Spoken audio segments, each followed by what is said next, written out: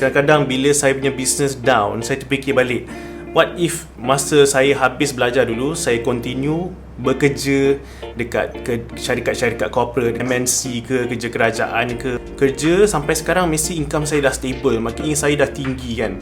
Jadi video hari ni saya just nak tengok, adakah saya patut bekerja dulu dengan orang sebelum memulakan perniagaan. Okay, so first kita nak go into masa. Kalau saya bekerja dengan orang, saya akan kerja waktu yang ditulis dekat black and white adalah 9 hingga 6 lah kan, contohlah, itu average. Tapi selalunya orang akan fikir kalau bekerja sendiri masa dia lebih fleksibel kan, boleh kerja bila masa dia nak.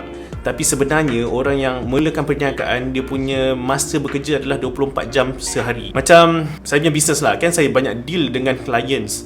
Kadang-kadang clients diorang sentiasa akan ada emergency lah, sebab diorang akan hanya contact saya bila diorang nak masuk hospital dan sebagainya. Dan diorang akan contact waktu kadang-kadang tengah malam, kadang-kadang pukul 3 pagi. Jadi kita kena bersedia dengan tu. Bila kita memulakan perniagaan, kita kena kerja 24 jam 7 hari seminggu, 24/7. Sebab tu bila kita dah mulakan perniagaan, kita kena protect kita punya masa. Banyak orang fikir kita, oh dia bekerja sendiri, dia boleh buat cuti bila-bila masa dan sebagainya. So kawan-kawan dan family members, dia akan take advantage tau. Dia akan kata, boleh tak tolong ni, boleh tak tolong tu, ataupun benda-benda yang remeh-temeh yang dia orang tak boleh buat, dia orang suruh kita. Macam contoh, boleh tak ambil kereta saya, hantar kereta saya pergi servis, ataupun boleh tak tolong hantar adik pergi asrama. Tak kisah, benda tu okey, tapi kita kena protect masa kita sebaik yang boleh. Kita kena discuss dengan family member, cakap okey, waktu ni hingga waktu ni adalah waktu saya bekerja, saya kena treat ni sebagai bisnes saya. Memang ni adalah bisnes saya kena protect masa. Tak bolehlah waktu bekerja saya kena pergi ambil baju basuh dekat laundry dan sebagainya. Itu adalah banyak pesanan yang saya dapat waktu saya nak mulakan perniagaan ini daripada senior-senior. Dia orang kata, okay, don't, of course korang ada flexibility in masa, tapi korang kena protect juga masa tu. Sebab tu penting ada timetable, kena ada journal, ada buku, ada timetable. Kena set daripada pukul 9 sampai 12 adalah waktu yang tak ada orang boleh kacau saya. Waktu ni saya dekat office, orang tak boleh kacau, walaupun office saya kat rumah. Ni contoh ataupun walaupun office saya adalah kat meja makan kat bawah, waktu tu adalah waktu bekerja. So bila kita dah bagi tahu kat family members dan kawan-kawan, diorang pun respect time kita, itulah waktu kita bekerja, dan diorang tak akan kacau.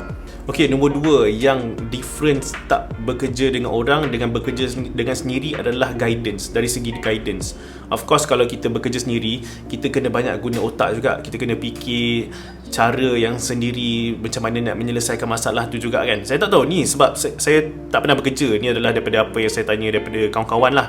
Saya tanya dia, ada tak dapat guidance daripada senior? Dia kata, of course, adalah. Dia akan bagi tahu, okay, ni cara dia buat ni, itulah cara buat tu. Tapi kalau kita start bisnes sendiri, memang totally tak ada guidance langsung. Dan bisnes ni, dia punya direction adalah daripada kita punya keputusan yang kita buat. Kalau contoh kita buat keputusan yang salah dan kita punya bisnes rugi, kita terus akan dapat efek itu. Kita contoh, kita baru buat bisnes, kita nak explore macam mana cara nak dapat leads ni, kita ni okey ke, cara ni okey ke, kita pergi bus bagi flyers okey ke, marketing macam mana yang paling bagus. Kita memang tak ada guidance, kita kena go through it, kena belajar, tengok mana satu yang berkesan. InsyaAllah ada rezeki, jangan risau.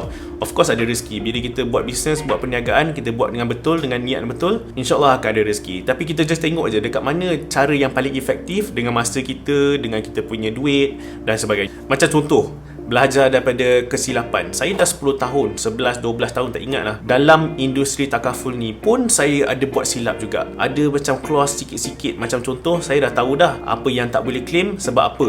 Tapi tengok-tengok, saya pun terkejut lagi. Tak boleh lah claim sebab benda kecil ni dah lebih 48 jam dan sebagainya. Okay, so kita kena belajar daripada kesilapan, kita kena move on lah. Tapi of course kita kena ingat apa yang kita buat silap dan improve. Dari segi guidance tu, kalau tak ada orang nak guide kita, of course kita boleh cari guidance daripada manager, ataupun kita boleh belajar daripada guru, atau pergi seminar dan sebagainya. So itu kita kena inisiatif sendiri untuk of course always improve kita punya business. Tapi bagusnya dalam bisnes, ikut experience saya adalah, bila kita tanya orang yang lebih pandai dalam bisnes, diorang akan ada yang akan ajar kita 100% apa yang dia tahu tanpa berkira. Ada juga yang berkira, tapi kebanyakannya tak berkira, dia akan ajar 100%. Sebab dia tahu Walaupun dia bagi tahu kita, dia ajar kita dia punya rahsia, tak semestinya kita boleh buat sama macam dia. Next kategori difference bekerja sendiri dengan bekerja dengan orang adalah dari segi duit. Duit, bila kita bekerja dengan syarikat, dengan bekerja dengan orang, of course dia akan stable. Setiap tahun ada increment, InsyaAllah. Tapi kalau kerja sendiri, difference dia adalah dia boleh dalam masa 2-3 bulan income boleh naik sebanyak itu, dan boleh lebih tinggi daripada kita bekerja sebanyak 5-6 tahun dengan orang. Tapi difference dia, duit yang kita naik dengan cepat tu pun boleh mungkin bulan ke-7 ke-8 terus income drop balik. So itulah difference dia bila kita bekerja, kita memerlukan perniagaan. Tapi yang bestnya bila kita kerja sendiri adalah kita boleh control kita punya income berapa banyak kita dapat dengan usaha. Kita akan dapat setimpal dengan usaha kita. Tapi kita kena ingat, semua benda kita kena bayar sendiri. Ni dari segi personal lah. Macam contoh, pergi klinik tak ada company bayar, masuk hospital tak ada company bayar, kena ambil insurans sendiri. Bila kita sakit nak pergi buat check up, walaupun kita rasa sakit, tengok check up tu mengatakan kita sihat je pun kena bayar sendiri. Yearly annual check up, macam contoh dental punya fees, kalau kita nak beli lens, kalau kita nak bersalin kat hospital, semua kena bayar sendiri. Company car pun tak ada. Kita lah company, kita kena provide car untuk kita sendiri. So itulah benefit tu tak ada bila kita memulakan perniagaan sendiri. Next adalah ownership. Ni adalah selalu satu benda penting yang prevent saya daripada nak bekerja dengan orang lah. Sebab saya rasa kalau saya bekerja dengan orang, saya akan berusaha setiap hari, setiap bulan untuk naikkan dia punya impian. Padahal saya ada impian sendiri, saya ada bisnes saya sendiri yang akan sama dengan impian dia. Saya akan rasa macam wasted. Tapi tak adalah wasted ni apa, saya rasa je lah personal. Saya lebih rela sekarang ni berusaha susah payah, income tak naik tinggi pada waktu ini supaya dapat setiap hari yang apa usaha yang saya buat ni adalah untuk impian saya sendiri. Ya, memang sebenarnya tak salah pun kita kerja dengan orang, kita nak dapat income, punya experience kat situ. Tapi bagi saya lebih rasa macam selfish lah. Ini adalah saya punya rasa selfish sendiri yang saya tak boleh kerja dengan orang. Mungkin ada setengah orang macam ni, tak apa, terpulang. Tapi ada setengah juga orang yang suka kerja dengan orang pun okey, tak ada masalah, ikut masing-masing. So, tapi saya punya main reason kenapa saya tak boleh kerja dengan orang adalah sebab inilah. Next adalah control of the business.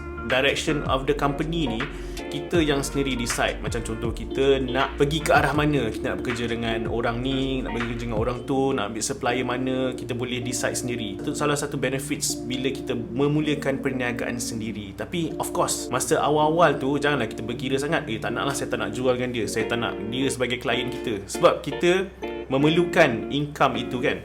So kita tak boleh nak menolak rezeki lah. So apa kita boleh buat, macam contoh ada setengah orang, I tak nak klien macam ni, remeh-temeh lah, leceh. Tapi kita kena bertolak ansur. Kita tengok cara yang klien macam tu, kita bercakap dengan dia cara lain. Spending company ke arah mana, nak lebih kepada Facebook ads ke, nak lebihkan kepada beli kereta ke, itu up to us sebab kita business owner. Dan juga nak cuti hari apa, cuti bila dan sebagainya, semua tu kita ada control. Sebab inilah business kita kan. Kalau kita kerja dengan orang, memang kita tak ada control tu. Tapi kena terima lah, kita nak hire siapa supplier kita, semua tu kita punya control. Tapi of course, macam saya cakap, semua decision yang kita buat ada effect dia. Kalau kita salah hire orang, kalau kita salah pilih supplier, so itulah challenges seorang business owner. Memanglah saya tengok kawan-kawan yang bekerja daripada awal, daripada habis belajar sampai sekarang, hidup diorang okey, gaji okey, career progression mesti naiknya. Tak ada yang tak naik. Ada jam sini, ada jam sana, pergi company sini, company sana, dapat benefits, tak payah nak bayar hospital bill, bila bersalin tak payah bayar sendiri.